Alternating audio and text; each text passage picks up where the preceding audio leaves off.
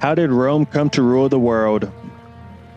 The Egyptians had gold, the Carthaginians had ships, the Greeks had philosophy and ancient prestige.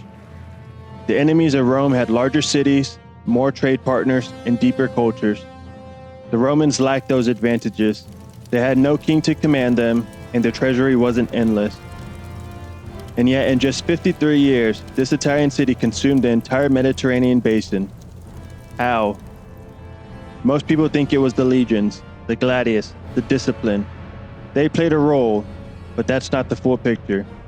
One scholar dedicated his life to answering this exact question. Enter Polybius. He wasn't a Roman, but a Greek. He was on a losing side of a war with Rome and was forced to become a hostage. Unlike his fellow Greek captives who were scattered across Italy, Polybius was placed in the household of the Scipio family, leading patricians of Rome. Polybius got a front row seat to how power actually worked in Rome. He sat at their dinner tables, he watched their elections, he mingled with the aristocracy and studied their laws. He was even there, standing next to the Roman general Scipio Aemilianus as a first-hand witness to the total destruction of Carthage. He asked himself one question: how did these Romans gain sovereignty over the entire world?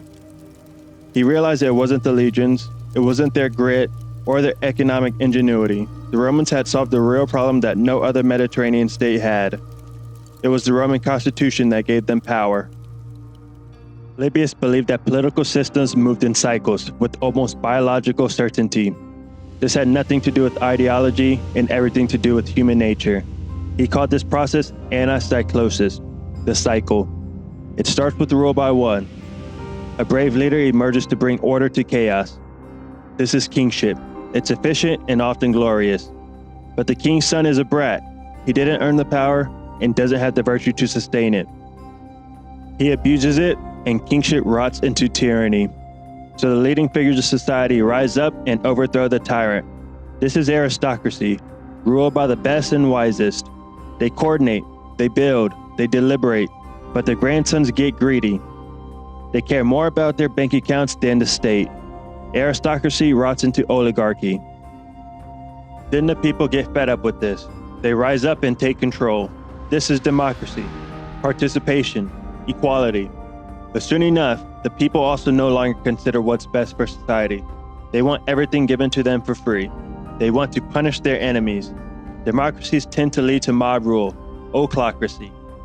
The mob creates chaos, and what does chaos demand? A new strong man to bring order. The cycle resets. Polybius argues that there are essentially only three forms of government, and each contains its own shadow. Monarchy tends towards tyranny, aristocracy tends towards oligarchy, democracy tends towards ochlocracy. The one, the few, the many. Rise, rot, repeat. But when Polybius examined Rome, he noticed something unusual. Rome wasn't trapped in this cycle.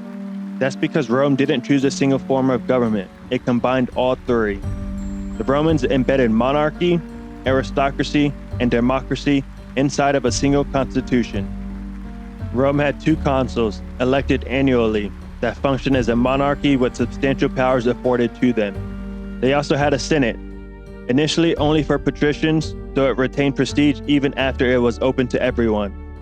This institution functioned as the aristocratic element of the Roman government. Rome also had popular assemblies for the people. This forced politicians to seek votes and gain the consent of the people. This is the democratic element. Together, this produced balance. Command from the consuls, wisdom from the Senate, legitimacy from the people. Polybius concluded that Rome dominated the world because it was the only nation not at war with itself. While the rest of the world was rotting, Rome was a machine. Polybius would argue that the Roman Republic fell in a cascade. The first institution to degrade was the Senate. After the destruction of Carthage and Corinth in 146 BC, the Senate changed. Instead of considering what was best for the state, their only concern was protecting their own interests at the expense of the rest of society. The Gracchi brothers recognized this decay and attempted reform, but by then it was too late.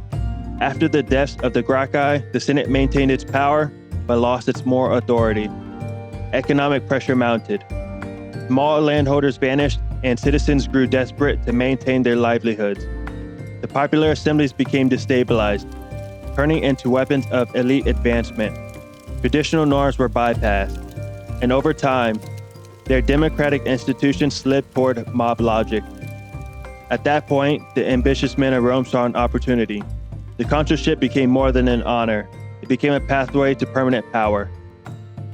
Thus, the appearance of Julius Caesar, the last link in this chain.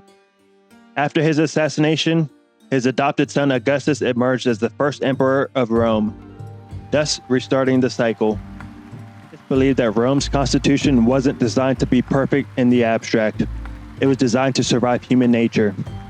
As long as these three competing forms of government balanced each other out, the system held. But as soon as one of these forms stopped accepting limits to their own power, the cycle would start all over again.